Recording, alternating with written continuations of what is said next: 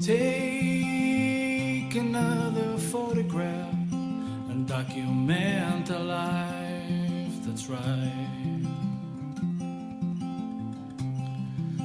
And ways consist of simple things, the days of black and white.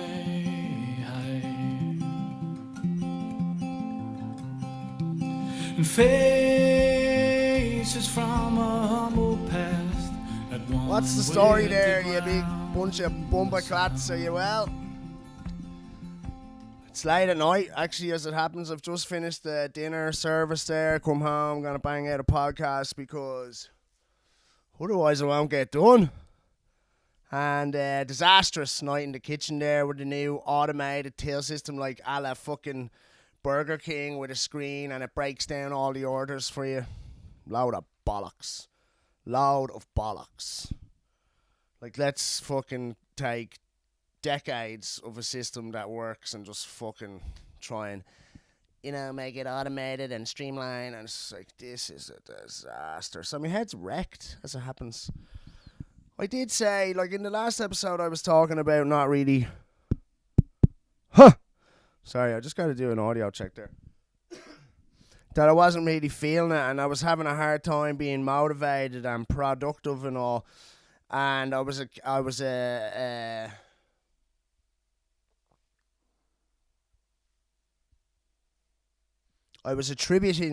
that to multiple reasons that I gave last time, but potentially as well I'm actually a bit depressed at the moment, and it's all ebbs and flows. But I'm having a really hard time at work. I had a week off there, and usually I'm a fucking bit of a weirdo where I'd be like, wouldn't know what to be doing myself and want to get back to work and all. But I had a fucking grand out time for myself. I hung out with my young lad, went to WWE with my young lad and my nephew. It was fucking bedlam. We were killing each other by the end of it, but great experience. And that's as a follow-up to having gone to OTT wrestling up in the Europa Hotel in Belfast, which was fucking amazing. Remember Tim Story was here when I was talking about that, and he was like, that sounds shy or something like that. And, but it wasn't. It was actually amazing. I didn't get to sort of stress enough at the time how amazing the over-the-top wrestling was. These lads are heroes, and WWE was amazing as well. But like, I have to tip the hat to the OTT lads. They're up there. Their standard is really good. The standard of their spectacle is really high. But yeah, I've been not feeling it. Because the point I'm making is that I had a grand out time when I was off, and I was playing a lot of drums and doing a few bits in the house there for me ma.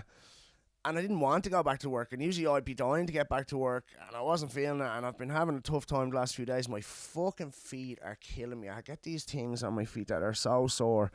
And as a result of my toes sort of wince. And as a result then I get this tendinitis. Fucking killer, I swear. Because I was meant to go play music with my mate Hook there the other day. And I was like, I can't, man. My feet are killing me. And he was just like going, I could say, he was like, all right, fair enough. And he put it on me a bit. He's like, I'm rushing home from work now because I thought you were coming over. I was like, listen, bro, I'm sorry. And I'm sorry. I know you think I'm taking the piss, but my feet are killing me. He's like, no, look, if you're crook, you're crook. But honestly, man, my feet are killing me. So go fuck yourself. No, I'm only joking. Love you, bro. But I know you were thinking I was bullshitting, but my feet are really sore, and it's depressing me even more and work. So yeah, look, I suppose, to be honest with you, when I think about it, going, are you depressed? I'm definitely not looking after myself. Sure, I'm not doing this enough. I'm probably on the upper end of the spectrum for where I want to be from a smoking weed point of view, and just things that I felt I had more control over even 3 months ago have spun out. And that's the way it goes, isn't it? It's ebbs and flows, and it is good to sort of feel this feeling but to be able to recognise it and go, look, you got to get yourself out of this situation, and you know what it takes. It just is like, I'm probably not sleeping well, or like, I'm staying up too late. I'm not doing enough of this over the last few months. I'm probably doing too much of this, and I'm exercising a bit, but I probably haven't eating very well either, and so there's a whole multitude of things there that I could just get on top of, and I'm sure I'll be feeling a bit better. But it's good to identify that feeling and not to ignore it. That's in my opinion, and I'm gonna try and do something about it, because I definitely now, I know now the last few days I'm like, nah, you're down in the dumps, brother. But anyway, fuck that shit. I just want to give some big ups to the yups. Last week I said, look, if you're watching and you like it in any way, would you give us an L? Say something, a yup, whatever it is.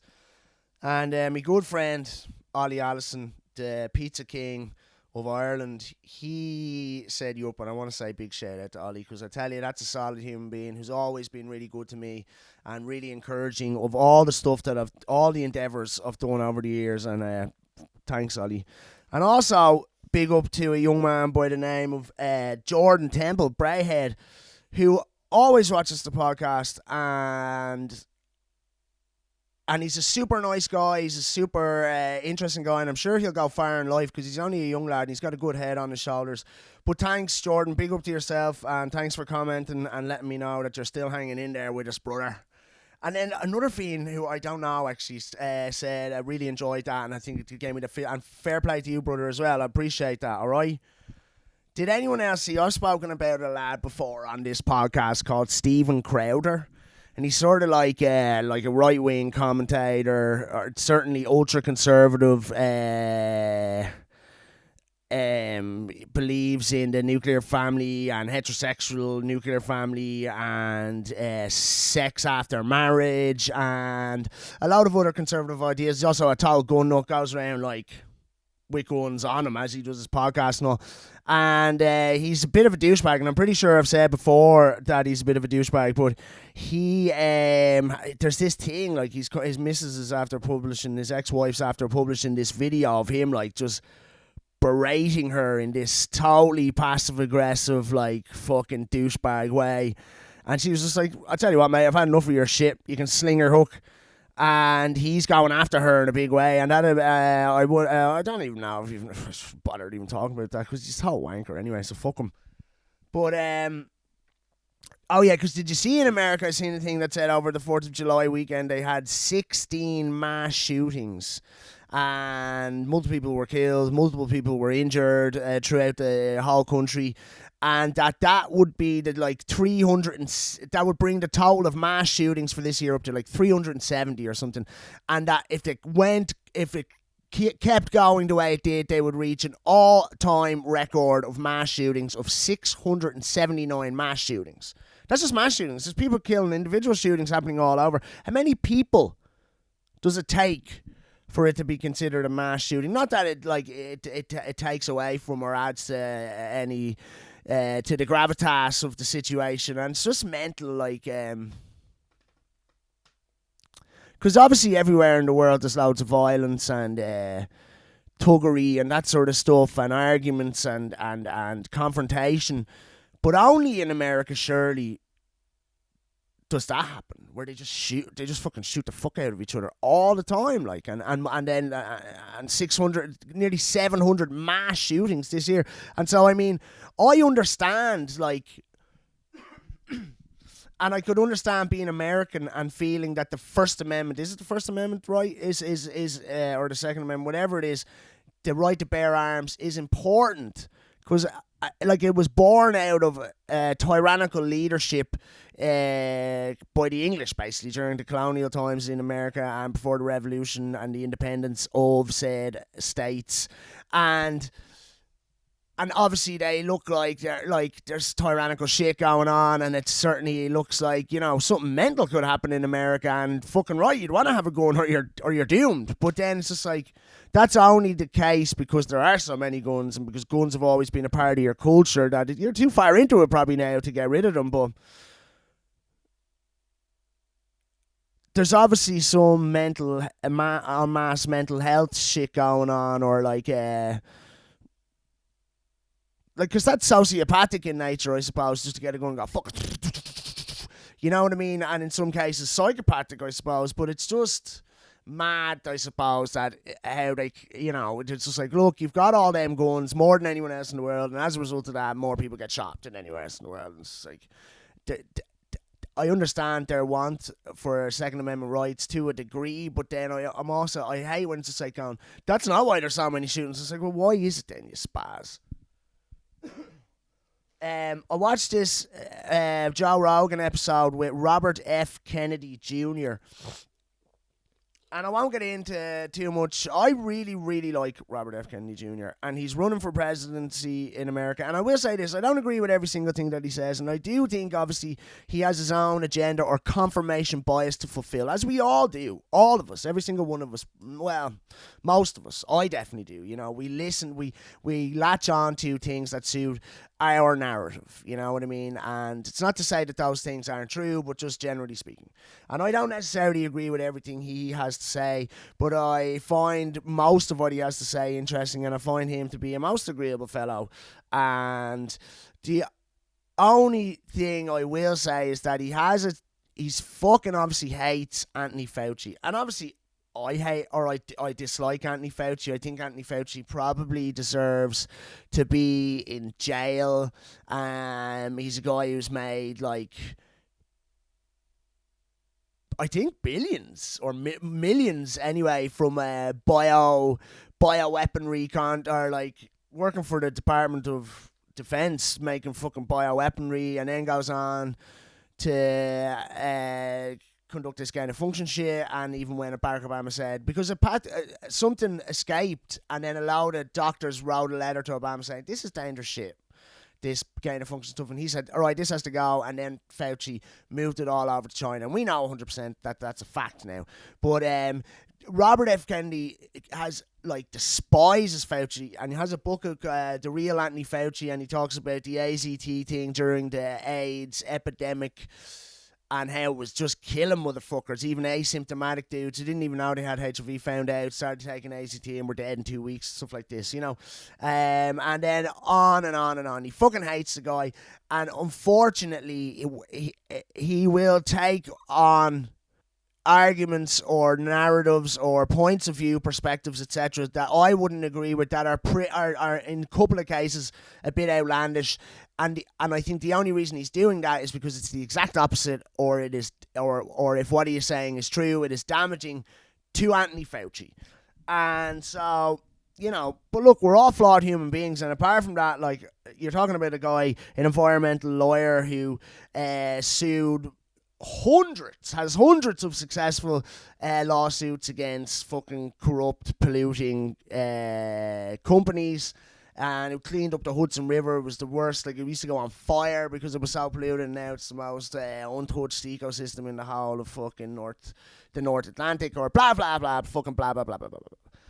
But obviously he's like an anti-vaxxer, and he's talking about the explosion of chronic illness, which I think is obviously a thing, like, and that includes autism, cancer, diabetes, all of this chronic illness shit. There has been an explosion of that since the 90s, or late 80s, early 90s, and he would say that it's environmental, and that's like all environment, not just like the toxic soup that we swim in or go around in, but also what we put into our bodies. And then he reckons there's a correlation between, like, a spike in the uptake of medicines, you know what I mean, taking pills, vaccines, etc. He says there's a correlation between that, the sort of rise in uptake of all that shit, and all that chronic illness shit, you know what I mean. And I would have to agree with a good bit of what he says, and I won't get into the here's, nows, whatevers, but there's another dude, right, called because Robert F. Kennedy Jr. is always going, like, they won't, he's there going, this is the thing, sir, I'm just a lad saying stuff, and he seems well informed, and he would reference studies, papers, cases, precedents, etc. But he's there going, anyone can Google what I'm saying, anyone can find out for themselves whether I'm telling the truth or not, and I would love to debate anyone on these topics. He's there, but no one will debate me. And he tells this story about how he was meant to debate a guy about vaccines, I'm pretty sure, and then it was like, right, you're not, there's going to be actually two lads on the opposing team, and you only get the same amount of time, they get twice the amount of time as you. Then it's like 3, 4, and eventually it was like, there's going to be 4 lads, and all he is, including you, get 6 minutes, but that's 4 lads with 6 minutes who are of the opposing mindset of Robert F. Kennedy. You know what I mean? So it's 4 against 1, and they've got the same amount of time as him each, as it were. And he's like, going, 6 minutes is all I need. No problem. No problem. And he flies up to wherever it is, gets there, and they didn't turn up. Not one of them turned up to debate him. And he's got, apparently, according to himself, he's got a litany of similar circumstances, right? And then they're talking about a guy called Hotez, and he's a vaccine expert from the States, and he is staunchly opposed to Robert F. Kennedy Jr.'s points of view. And like, Robert F. Kennedy Jr. was totally, he's only back now. He was totally banned off every platform during COVID. Like Theo Vaughn put an episode up with him taken down. Mike Tyson put an episode up with him taken down. Theo Vaughn was going to have him on again, and then was just like, no, I can't. I'm sorry, man. I love you, but I can't, because I could get another strike and I could be done. This is my livelihood. And he's very understanding, Robert F. Kennedy Jr. But this is the sort of thing that's going on with him. But anyway, and he gets called an anti-vaxxer and a right-wing conspiracy theorist and all this stuff. And all you have to do is look at the history of the man to realise that he's not those things. And you can look at it for yourself. I'm going to do Robert F. Kennedy Jr. on you. Go check it out for yourself. Google him. And don't just read the first thing that comes up. Read a few things and make your own mind up. I'm not saying, this is just my opinion. But interestingly enough, and this Hotez guy looks like a shill for Big Pharma, and the whole through COVID he was doing the whole Luke O'Reilly thing. Is that your man's name? The Irish guy who's always on News Talk. It's just like, yeah, get the 1 shot, you're done. Oh no, in fact no, it's going to be a 2-shot vaccine, but then you're 95% protected from this thing, and then it's like, oh no, you better get the 3rd shot. And then you got to get the booster. And I seen this footage of edited together of your man just going through, contradicting himself at every level and moving the goalposts at every fucking level. So he's obviously a shill. Like, is his name Luke O'Reilly? I can't remember. I talked about him before. The cool doctor who plays the guitar from Ireland. He's a shill. And I'm banging on a bit here, haven't I? But the point I'm trying to make is that Joe Rogan said he would donate 100 grand to the charity of Mr. Hotez's or Dr. Hotez's choice, and that has gone up. Like, other people have thrown into the pots 2.5 million or something like this to debate Robert F. Kennedy on vaccines, and he won't. And I just thought that sort of galvanizes what Robert F. Kennedy is saying, and so it's interesting stuff. Check it out for yourself. Anyway, let's move on. I'm just going to say, and you'll have to Google this yourself, but this spanner, I think it was the Irish Times, and the headline was, "Is Greystones at capacity?"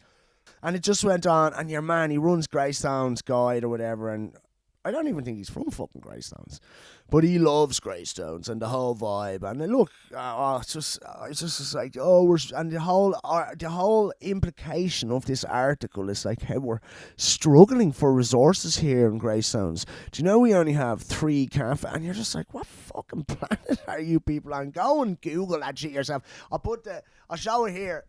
Go find that article and just be like, you're out of touch, mate. You're out of touch. You're out of time. Another thing is, there's an erotic bakery in town, right? And I'll just say this. Whatever, it's progressive, it's inclusive, it's all the rest. But it's cocks and fannies in the window. And it doesn't look very appealing. And yet everyone's talking about it's great, this is the best, this is the best. And the pastries themselves look shit, and they're obviously made in some form, the yolk, it's pancake batter, I would assume, that they pour into a hot cock mould. So it looks shite itself, but on the front of the shop I saw it says, "We make food porn."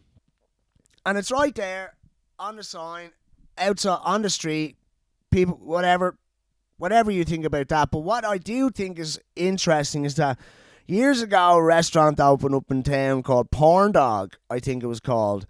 And it was a hot dog place, and it was all food porny, like Americana vibe. And it was a play on that.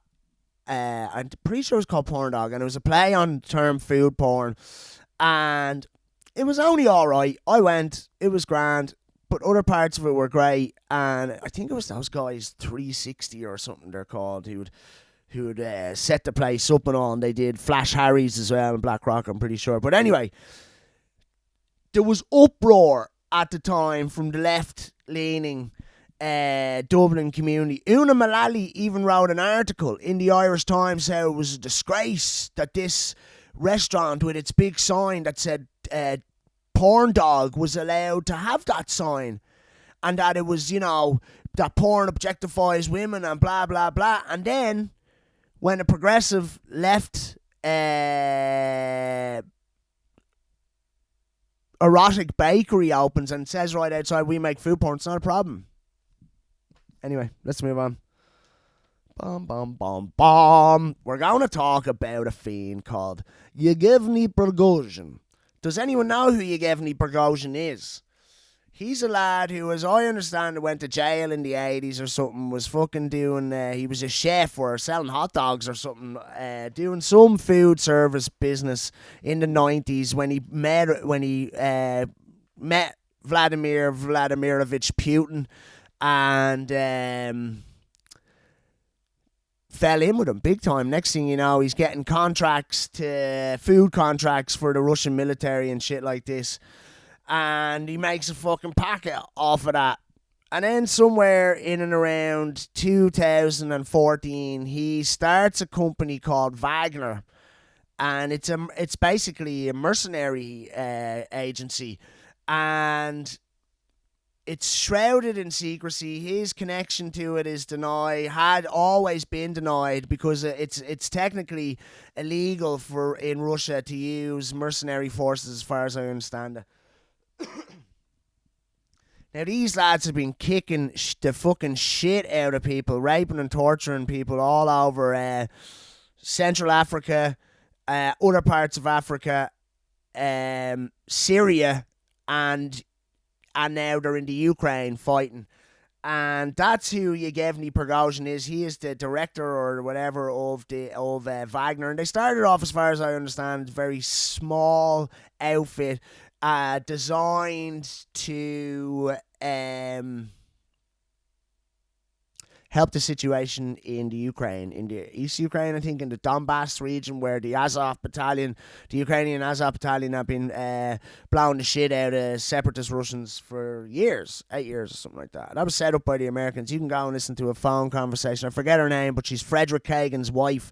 She's talking on the phone to some other lad in Washington about how they're going to carve up Ukraine. They're going to we give Kiev to Klitschko. I don't know about that. And it's very interesting stuff. New American Century heads, all them. And they're back now in the White House. We might touch on that again in a little bit.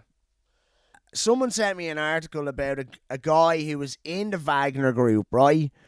And he had fought in Syria and Central Africa, and he was sort of just like, because he wasn't like a big fucking juice head or anything. He's pure wiry fucking, looks like he could be someone's dad, but he would just slit your throat, mate, right?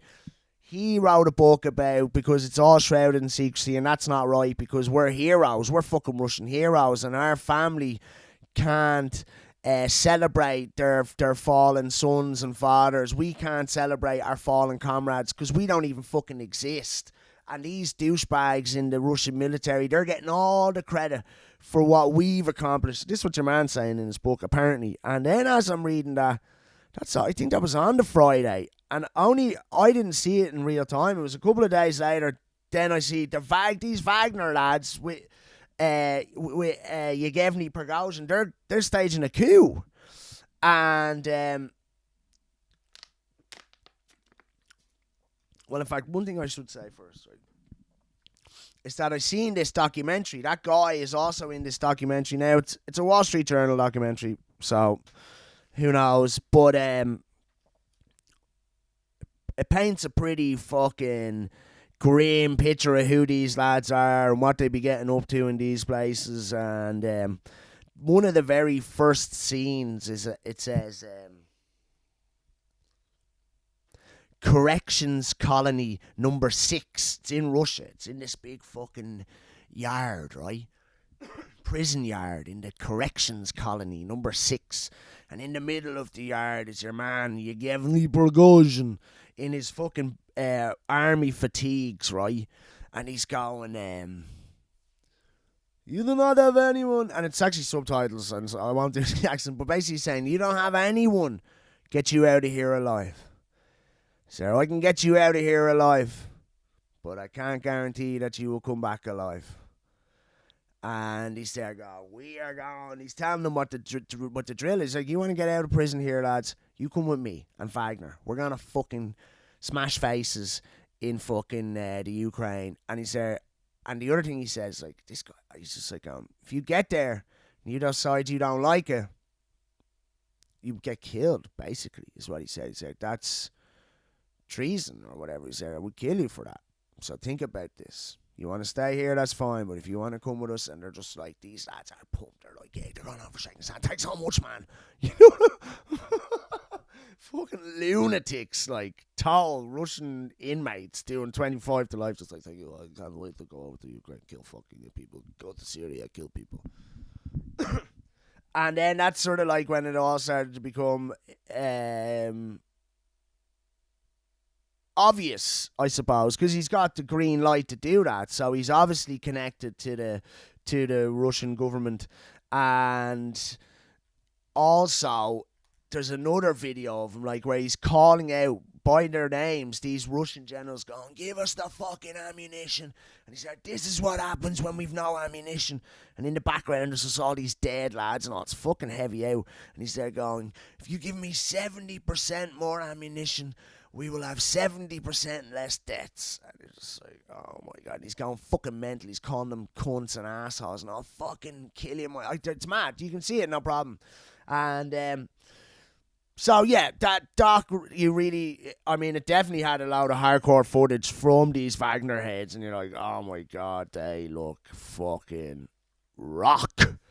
Scary motherfuckers, like absolute scary motherfuckers. Even like they're turning up in Africa and all, and lads are running for the hills. It's like, forget it. And these are hardy looking bucks, and they're like, we're not dealing with these dudes. They're known ISIS hunters as well, they're called in Syria and all. Oh my God, they're fucking lunatics, and they're just got everywhere they go. That's how they do. They prey on countries that are have a civil unrest issue, and they just go, what's the story here? We'll wade in here, we'll smash their faces in, and we want mining rights, we want all that shit, oil rights, they got one of the biggest oil fields in the whole of Syria, I think, was payment for smashing faces, or four of them. So these are hardcore motherfuckers, and like I said, I was reading this article, and then as a couple of days after I read the article, and I caught it late, this guy, Yevgeny Prigozhin's heading up with all these fucking inmate Wagner lunatics. He's going to stage a coup in Russia, and he's taking over some, I can't remember, the Donetsk or something, and now he's going up, he's heading for Moscow, and then it all falls apart. He gets some deal out of Putin, and I'm listening to this going, he's fucked, right, because he's made a deal to stop what he's doing and go over to Belarus and just retire, right? And all of his lads are mad disgruntled because they're going to be absorbed into the Russian military. And I was just like, oh my God, this lad's thick. They're going to do a fucking Litvinenko on him to just poison that motherfucker, you know what I mean? And then, so it was just mental, you know what I mean? But all the thing about it is, like, I was talking to a lad who was just like going, I saw that as it was happening, and he said, when I was going to bed, I thought, this is it, I'm going to wake up to a different world. And whereas I knew it had already been stifled after, by the time I had heard about it. And I was saying to him, but is that not really stupid of that guy Prigozhin? Is he not going to be killed now in Belarus? He's like, that guy's not stupid though. He's like, he's not stupid at all. He's like, I think this is what your man said. He said, I think this is a total setup, because apparently, and this is what the man said as well, and I don't know if this is true, he said, apparently them Wagner lads are told you can be absorbed into the Russian military, or you can head off to Belarus with him. We've got a whole thing set up for you there. And if that is the case, then he's 100 miles from Kiev with a bunch of fucking, like, battle-hardened fucking murderers and inmates and rapists and all. So, and that was your man's take on it. He was like, this is a total setup just to get him into Belarus without too much questioning, you know? And I thought, wow, that's interesting, because he's like, he's fucking fought with these lads for 2 decades. Putin's his boy and all. And he said, he's anti the military in Russia and all. This is all a trick. And I was like, oh, right, well, that's an interesting take on it. You might be right there, you know. I don't really know, I suppose. And then I was talking to another lad, and I was there, yeah, because he was saying, what do you think of this thing, and this other thing, and I was like, yeah, it's fucking mental, isn't it? I was like, but a lad I know, and I said to the other lad, I said, a lad I know told me this, and I told him what I said. And he was like, well, I think it, and the other lad was like, no, I think it could be different. He was saying, I think that they want to actually pin the war crimes on this guy, Prigozhin, because they're going, and the person saying this is actually my brother Neil, who works in this field, and he's there going, he understands it. There's war crimes being committed on both sides, and they can't let that slide. This is the only way out of it, is to find a scapegoat for the war crimes and then just wrap it all up. And he's like, but that has to be in place, and that's why this guy Prigozhin did go rogue, because he smelt a rat. He knew they're going to fucking throw me under the bus here with the International Court of Human Rights. Is there, and my brother Neil was like, they're never going to get Putin in there. Just like they'd never get Biden in there, or Tony Blair, or fucking George Bush Jr., or any of these cunts, lunatics, Obama, everyone. Biden.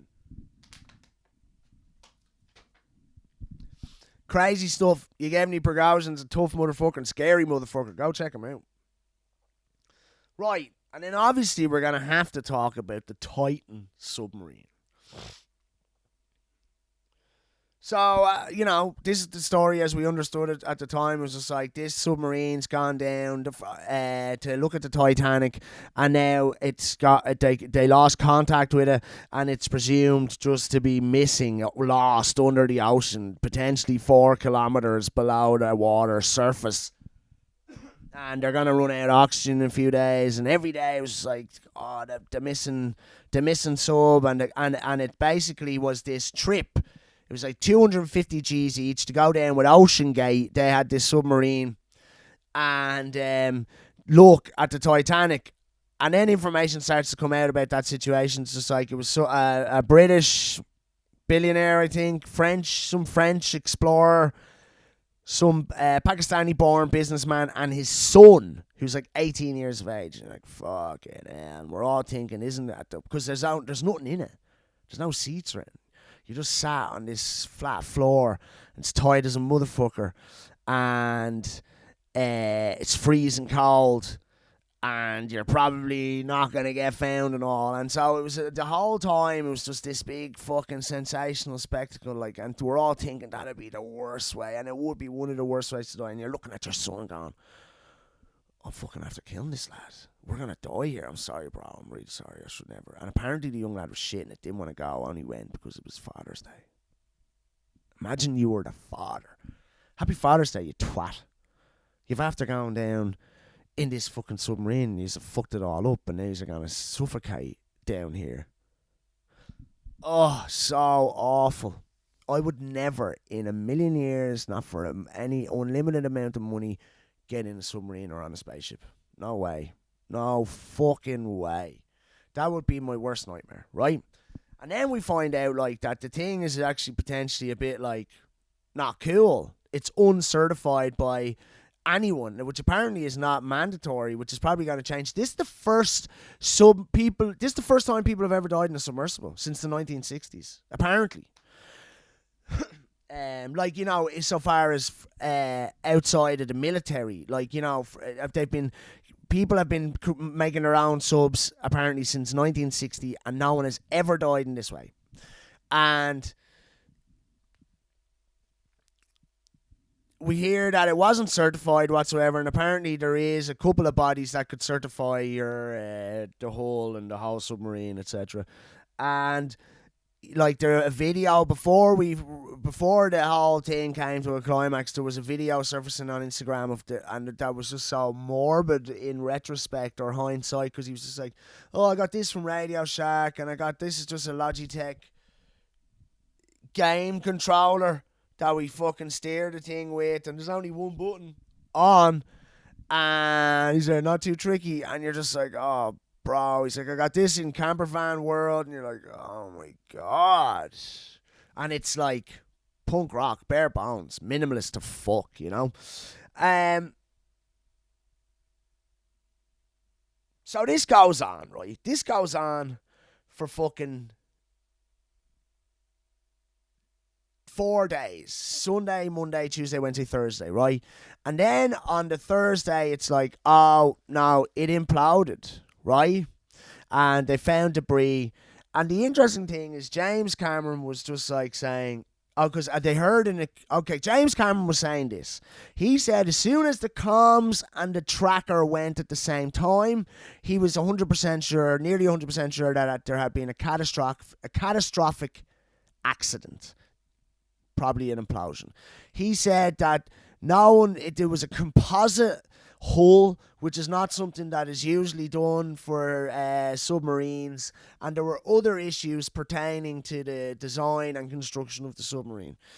Apparently there was also, and this was reported by the Navy to the Coast Guard at the time and to the Biden administration at the time, that there was an acoustic anomaly that's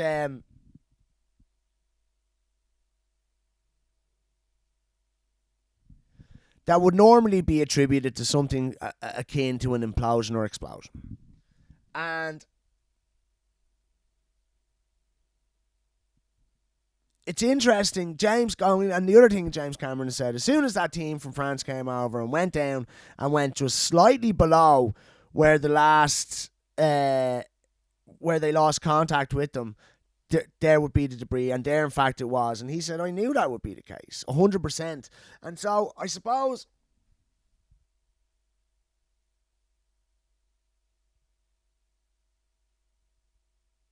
it's interesting for a lot of reasons. I mean, in and of itself, that's an interesting story, and it's tragic, I suppose. The lad I feel sorry for is the young lad. The rest of them, yeah, not so much, you know.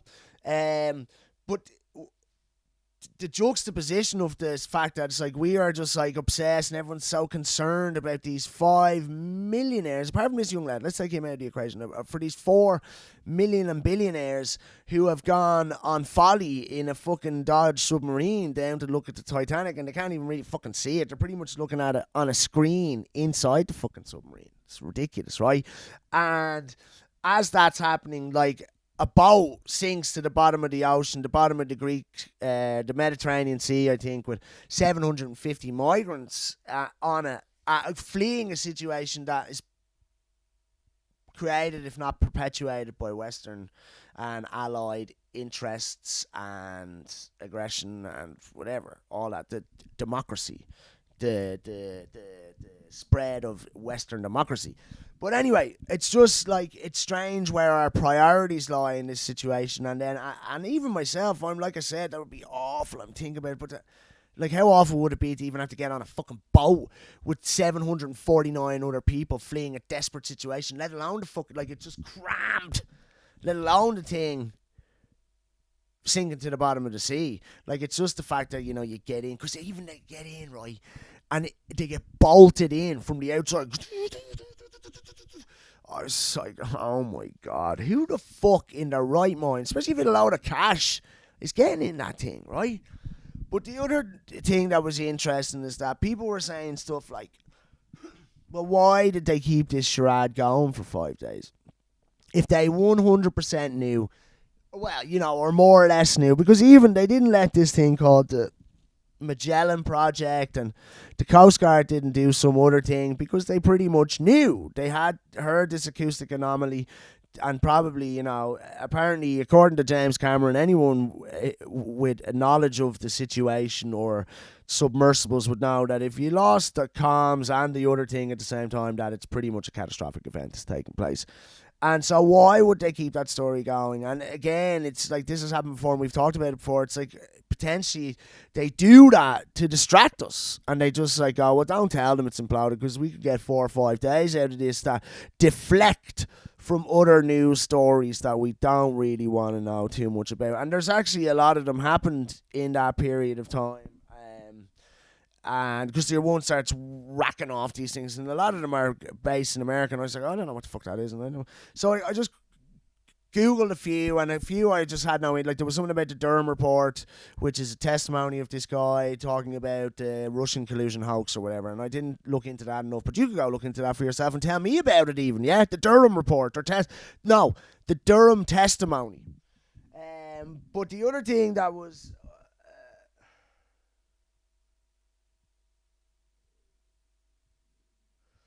Couple of things that were interesting was just like there's this situation where like J.P. Morgan are paying out hundreds of millions of dollars to the victims of Jeffrey Epstein because they facilitated payments and stuff like this. There was payments and transactions for these situations that were done via JP Morgan, and so the victims can then sue that bank for facilitating their abuse or whatever. But we still don't know who the fuck did it. There's still we don't. JP Morgan obviously know. Oh, they do in fact. Part of the deal is that they never have to disclose who the accounts belong to. That's like what? That's happening right in front of our faces.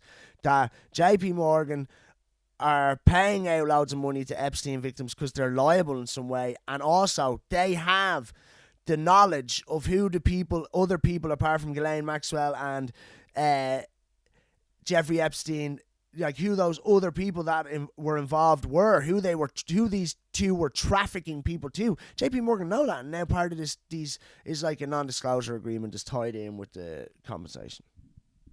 That's like legalized pedophilia because you're rich and because you have loads of power. That's mad, isn't it? And then another thing was this thing FD 1023. I'm pretty sure that's what it is. And it's an FBI document that is unclassified but will not be released by the FBI. And a bunch of heads, including a really cool Republican guy, but black guy. Oh, I forget his name. Dominic something, I think is his name. Really eloquent, really well spoken, really well educated, well informed. And it just makes, like, when you put him up against, like, Kamala Harris, Joe Biden, Karine Jean-Pierre, and all. It's like, you people are a joke. This is what a real politician, this is what a real person of integrity and intelligence looks like. And I think he subpoenaed it, and a few other guys, and there's a couple of other Republican representatives, congressmen that I actually really like as well, and they have the oversight committee, and they were introduced to some issue via the IRS, and some bank had flagged some suspicious activity or whatever. And then they claimed that an informant who has been informing to the FBI for 8 years, they've paid this person over $200,000. So they obviously think they're a fairly reliable informant, and they're in some way connected to Burisma, which is an energy company in Ukraine. And they said basically that Burisma were getting investigated for some issue by I think the general attorney or the equivalent to that, some top prosecutor in Ukraine. They were getting investigated or looked at for some potential fraudulent activities, I believe, with money, something to that effect. But they're getting investigated for definite. And somehow Joe Biden gets that guy fired. Well, it's not somehow. It's like he's pumping a load of money into the Ukraine. He says, see this guy here? We don't like him, and you need to get rid of him. And the reason they need to get rid of him is because if Burisma are being investigated at home, domestically, they will not be allowed to invest in an energy LLC or some sort of fucking bond, what do they call them?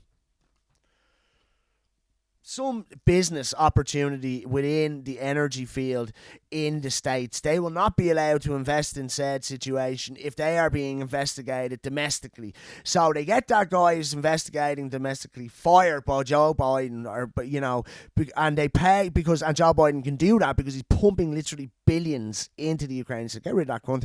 And then when he did that, Hunter Biden and Joe Biden got $5 million.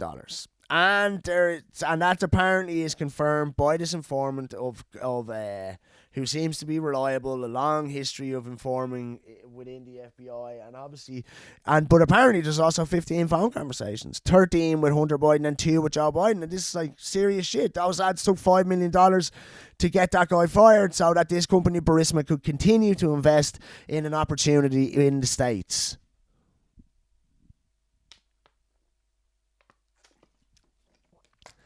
Joe Biden also did that in the Cayman Islands or wherever, the Virgin Islands or wherever the fuck it is, where Epstein's Island was, where some guy, the general attorney or someone there was going to sue people. I think it was going to sue JP Morgan over this facilitating of fucking abuse, basically. And Joe Biden went on holiday to the Virgin Islands, and next thing your man didn't work there, didn't have that job anymore.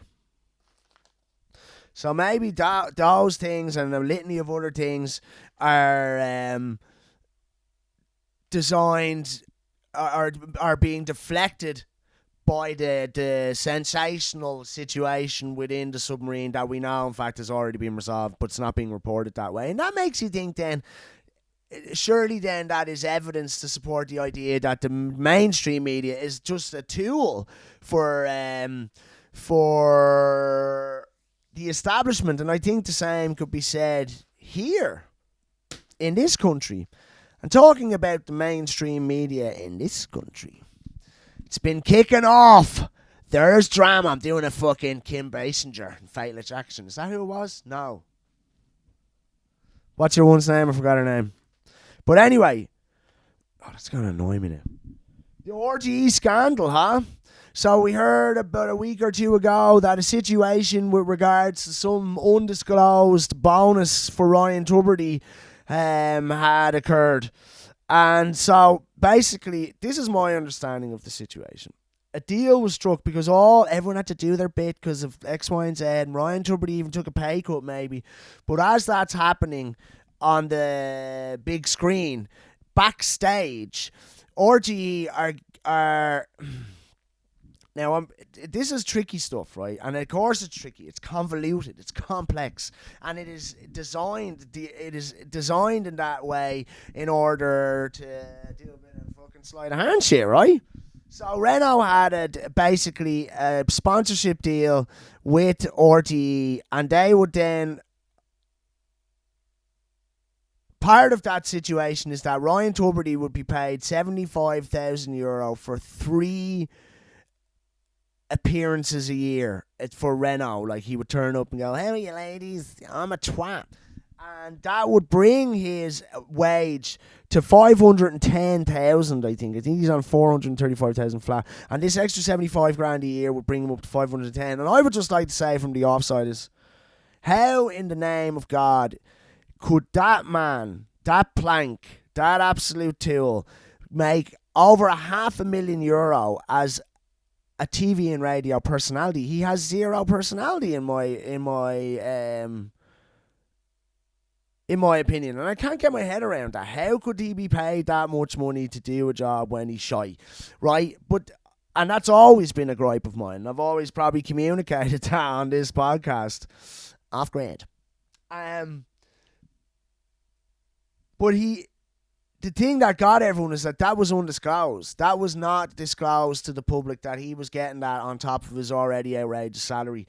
And that's where this started. That's where the outrage of this started. But my God, did it unravel, right? So then we find out that Renault, after 3 years, I think, pulled out of this deal, or after a certain amount of years, pulled out of this deal. But Ryan Tubridy still got paid 75. This is my understanding of it now.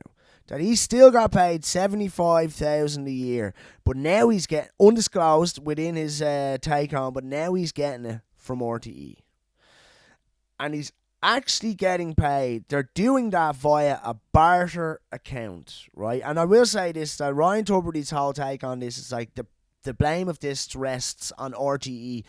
And then he said, "I suppose I should have realised there was some error in my..." It's like, shut the fuck up, man. You knew 100% what was going on. So to the like, you know, and we know your manager's a fucking total schleeving who, it seems like, holds the keys to RTE. But I just, that guy makes me sick. Ryan Tuberty makes me sick. And now we all know that he's a fucking rotten little sleeving. And he's fucking getting money hand over fist while people can't pay their fucking ESB. And they don't even disclose 75 fucking thousand a year in your hand. That's twice what most people are. Like, that's just ridiculous amounts of money. And that's just the cherry on the top of this €435,000 pie. And so it's bad enough that he gets paid so much in the first place for being a twat. It's bad enough that he gets an extra 75 grand that nobody knows about. But then it's even worse. It's incomprehensible that when Renault no longer want to terminate the deal, they keep paying this cunt out of what is called a barter account. Now, this is where it gets really fucking tricky, because my understanding is that a barter account, say for instance I'm RT, right?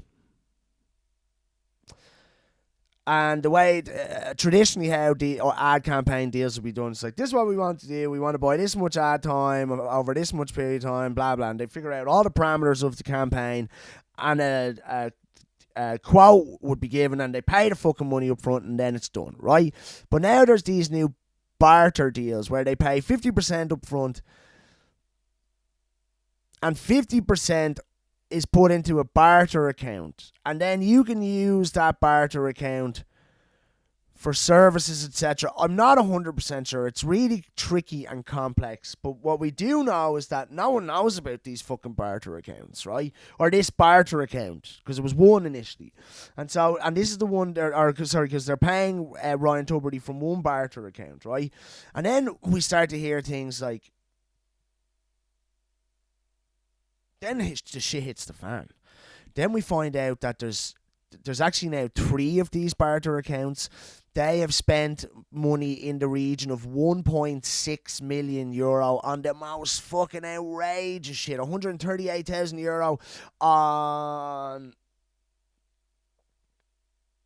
€138,000 on rugby tickets, €110,000 on a trip to the Rugby World Cup, €26,000 to go to the Champions League, €5,000 on fucking flip-flops or something ridiculous. Outrageous stuff. They've got a private club, like when they go and hold meetings over, and this is to wine and dine potential clients. And I don't really understand that. They get quotas, I suppose, and they're trying to sell ad space, and they're given absolute carte blanche with this 100 or €1.6 million account, like, and they're spending hundreds of thousands of euros on mad shit, and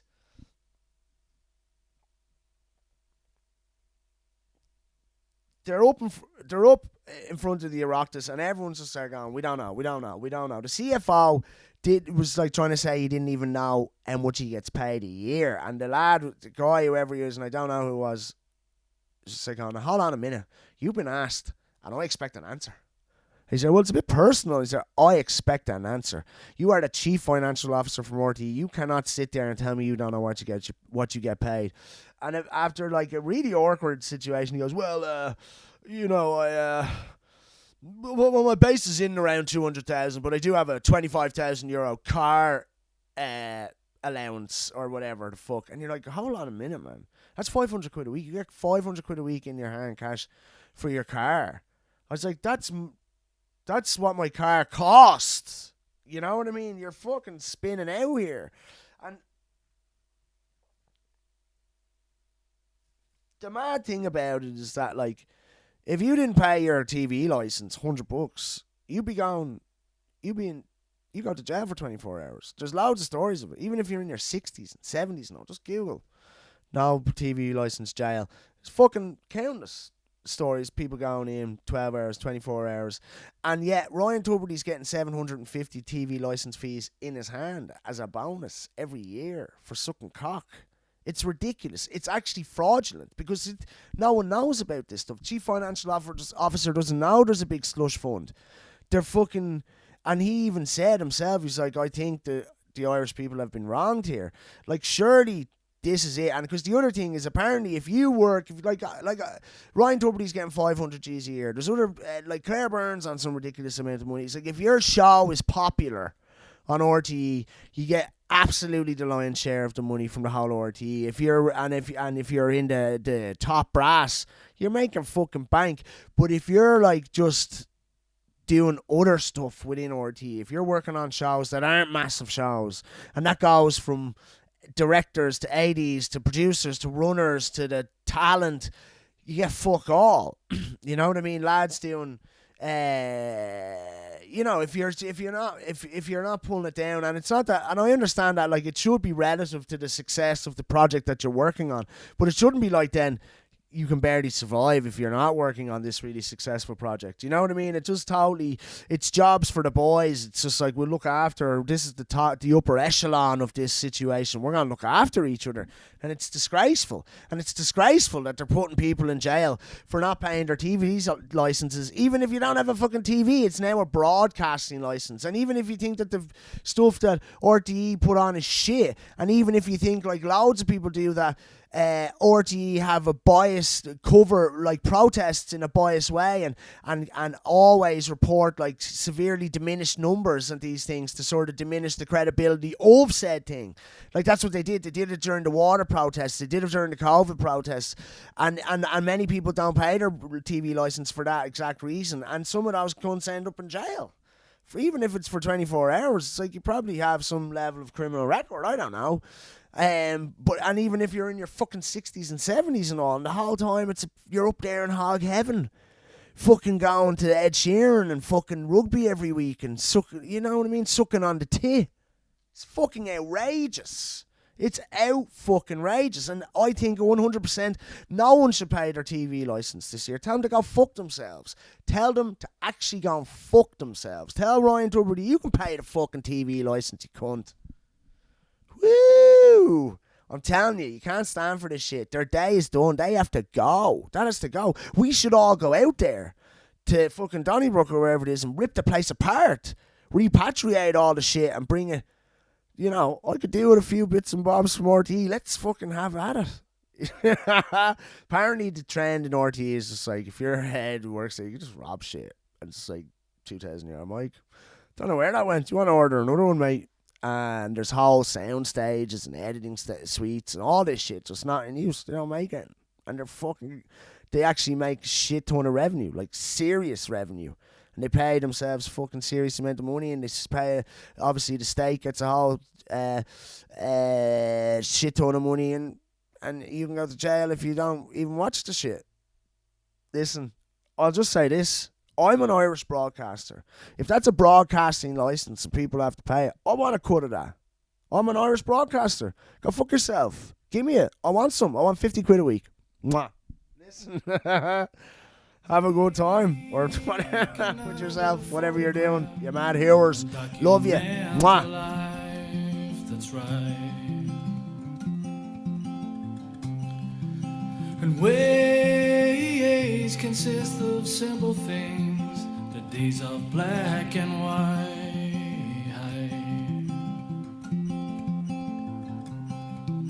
And faces from a humble past at one with the ground, the sound